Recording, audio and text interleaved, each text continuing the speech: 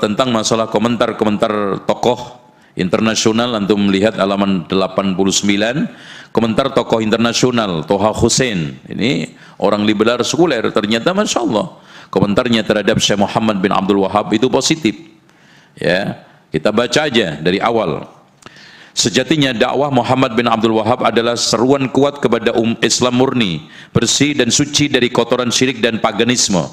Sebuah seruan cerah yang mengajak kepada keislaman asli untuk memurnikan ibadah hanya kepada Allah dan membuang jauh-jauh berbagai bentuk perantara antara Islam dengan manusia. Sebuah dakwah untuk menghidupkan Islam dan membersihkan berbagai ajaran tambahan akibat kebodohan dan pembauran dengan luar Arab. Muhammad bin Abdul Wahab telah mengingkari penduduk Najd karena mereka kembali kepada kebiasaan jahiliyah baik di dalam akidah maupun perilaku. Mereka mengagungkan kuburan, menjadikan orang-orang yang telah mati sebagai perantara. Mereka mengkultuskan pepohonan dan bebatuan yang mereka yakini memiliki kekuatan gaib yang bisa mendatangkan manfaat dan bahaya. Persis seperti di negeri kita sekarang. Ya, pohon ya lama dikultuskan, batu yang aneh langka ya disembah. Mereka kembali kepada kehidupan Arab masa jahiliyah yang penuh dengan perang dan sengketa. Mereka melupakan zakat dan sholat sehingga hanya tinggal simbol tanpa pengamalan. Muhammad bin Abdul Wahab hendak mengubah bangsa Arab kolot dan musyrik menjadi kaum muslimin sejati seperti upaya Nabi Muhammad pada penduduk Hijaz pada abad 11 yang lalu. Itu kan gitu. Maaf, abad kedua ya yang lalu. Nah, yang lebih hebat lagi Lothrop Sodrak ya, ini orientalis dari Amerika, non muslim. Kita melihat, bandingkan dengan komentar orang-orang muslim yang ngaku Islam dari Kiai ya, para kiai, di mana dia menegaskan pada masa itu agama tauhid diselimuti kabut hitam khurafat, ritual parsial kaum sufi, masjid-masjid sepi dari sholat berjamaah, para tokoh jahil merajalela, kaum fakir dan miskin pindah dari satu tempat ke tempat lain berbekal cimat-cimat. Ya. Jadi jualan cimat karena miskin butuh uang. Mereka mengelabui umat manusia dengan kebatilan dan subhat, menggiring masyarakat awam berhaji ke kuburan para wali dengan alasan meminta syafaat di kuncup-kuncup kuburan. Akhirnya keutamaan Al-Quran sirna dari umat manusia. Meminum khamr dan narkoba menjadi kebiasaan setiap tempat. Kejahatan menyebar di tiap penjuru. Pelanggaran terjadi di mana-mana tanpa rasa takut dan malu. Makkah dan Madinah pun terkena dampak seperti daerah-daerah Islam lainnya. Ibadah haji yang begitu sakral berubah menjadi ritual lelucon. Kondisi kaum muslimin mengalami perubahan drastis. Andai kata pemilik risalah kembali lagi ke bumi pada masa itu dan melihat orang-orang yang mengaku Islam bertingkah demikian, maka beliau pasti sangat marah dan mengutuk kaum muslimin sebagaimana beliau mengutuk kaum murtad dan para penyembah berhala. Kira-kira tahun 1700 Masehi di daerah Najd, daerah gurun pasir yang tandus, lahirlah Muhammad bin Abdul Wahab. Meskipun negara-negara Islam dalam kondisi sangat memilukan, tetapi Najd termasuk daerah yang paling bersih keislamannya dan paling cerah keagamaannya. Musuh Islam, apa namanya, non muslim. Coba komentarnya. Ya, ini komentar beliau. Dan lanjut. Ini masih juga dakwah tauhid Muhammad bin Abdul menyebar ke seluruh ini dunia, umat Islam merasakan manfaatnya ini. Sekarang Ahmad Amin, membaca juga. Ini Ahmad Amin Mesir. Ini di mana beliau berkata, Muhammad bin Abdul Wahab berpandangan bahwa kelemahan umat Islam dan jatuhnya harga diri mereka hari ini karena faktor akidah. Tidak seperti kondisi akidah umat pada masa generasi awal yang murni dan bersih dari berbagai macam bentuk kesyirikan.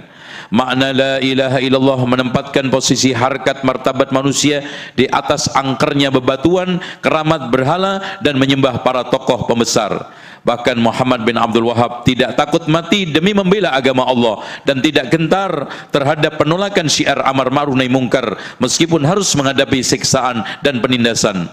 Tidak ada harga bagi sebuah nyawa untuk meninggikan kebenaran, menumpas kebatilan. Itulah perbedaan mendasar antara kondisi bangsa Arab masa jahiliyah dengan Arab setelah Islam. Dengan kecerahan akidah, Muhammad bin Abdul Wahab berperang dan membuka negeri dan berkuasa. Jadi dia termasuk ulil amri ya. Umat Islam awalnya berada dalam kemurnian akidah hingga terperosok dalam berbagai macam kesyirikan. Jumlah sesembahan mereka beraneka ragam dari bebatuan, pepohonan, bongkahan tanah, onggokan kayu, dan pekuburan para wali. Mereka menggantungkan nasib hidup kepada sesembahan tersebut. Mereka menyangka bahwa sukses bercocok tanam karena ridho wali, atau meraih kegagalan karena marahnya wali yang ada di kuburan. Ternak sapi mereka hidup setelah nazar kepada Sayyid Badawi, atau ternak mereka akan mati karena murkanya sang wali. Begitu juga ketika mereka sakit, cedera, kaya, dan miskin, semuanya tidak mereka kembalikan kepada sunnatullah, tetapi ridho atau murkanya arwah sang wali. Jiwa yang telah tertaut dan juga tergantung kepada pepohonan, bebatuan, dan arwah tidak berdaya di hadapan rezim yang zalim untuk menunaikan amar ma'ruf nahi mungkar. Mereka pasrah dan tunduk kepada para penguasa jahat dan oligarki, seperti mereka pasrah dan tunduk kepada pepohonan dan bebatuan. Makin tambah hari, makin tambah banyak sesembahan yang menghinakan mereka, hingga membuat umat Islam hilang harkat dan martabat mereka. Sedangkan umat akhir tidak ada bisa maju dan jaya kecuali dengan kebaikan generasi awal. Oleh karena itu, umat Islam harus kembali kepada generasi awal berupa pemurnian tauhid dan kebenaran Islam sejati, dan harus mengubah kebid'ahan khurafat dengan lemah lembut, namun bila tidak mungkin maka dengan kekuatan. Perhatian reformasi Syekh Muhammad bin Abdul Wahab tidak terfokus pembentukan negara madani modern, dan bahkan beliau tidak peduli dengan sikap kaum muslimin kepadanya. Beliau juga tidak melakukan reformasi pada bidang materi sebagaimana yang telah dilakukan oleh Muhammad Ali Pasha, namun beliau semata-mata berjuang untuk menjaga kemurnian akidah dan spirit agama, karena akidah dan spirit agama merupakan asas dan jantung Islam. Apabila baik maka akan menentukan kebaikan segala sesuatu, dan apabila rusak akan merusak segala sesuatu. Itulah perbedaan mendasar antara perjuangan agama di Najd dengan perjuangan kekuasaan di Mesir ketika itu. Ini komentar Charles Leader Muhammad bin Hasan Al-Ajuri, sama juga Al-Mas'udi An-Nadawi. Nah, di sini komentar tokoh-tokoh nasional dari Presiden Ernest Soekarno, ya, yang memang betul dikatakan oleh Hamka. Secara umum menurut Hamka bahwa Soekarno dalam surat-suratnya dari ND terlihat bahwa paham-pahamnya dalam agama Islam banyak mengandung anasir-anasir Wahabi.